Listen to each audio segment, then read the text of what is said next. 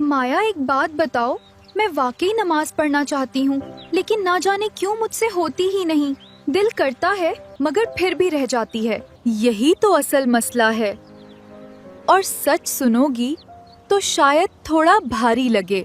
कभी कभी ऐसा होता है कि हम अपने गुनाहों की वजह से अल्लाह को नाराज कर देते हैं और फिर नमाज की तौफीक हमसे छुन जाती है। मतलब अल्लाह हमसे नाराज हो जाता है? हाँ, देखो, जैसे अगर कोई हमारा अपना बार बार हमारी नाफरमानी करे तो हम भी कहते हैं ना, मुझे अपना मुंह ना दिखाना।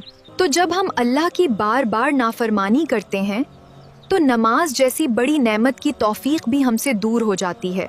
ये तो वाकई बहुत डरने वाली बात है। फिर हम वापस कैसे आएं? वापस आने का रास्ता बहुत आसान है। सच्चे दिल से तौबा। कोई खास जगह या पैसे नहीं चाहें, बस दिल से कहना है, ए अल्लाह, मैं वापस आना चाहती हूँ, मैं आपसे जुड़ना चाहती हूँ, मुझे नमाज की तौफीक दे दें। बस इतना ही। शुरू में शायद कुछ नमाजें मिस हों, लेकिन आहिस्ता आहिस्ता तुम पाबंद हो जाओगी। और कोई दुआ? हाँ, एक बहुत प्यारी दुआ है, जरूर पढ़ा करो। रब्बि जअलनी मुकीम अस्सलाति व मिन ذुर्रियती रब्बना व तक़ब्बल दुआ। ए अल्लाह, मुझे और मेरी औलाद को नमाज कायम करने वाला बना दे और मेरी दुआ कबूल फरमा। ये वाकई दिल को लगने वाली बात है। याद रखो, नमाज सिर्फ फर्ज नहीं, ये अल्लाह से मुलाकात है।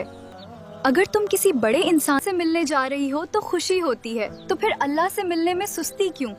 आज से मैं वाकई कोशिश करूंगी। बस यही पहला कदम है।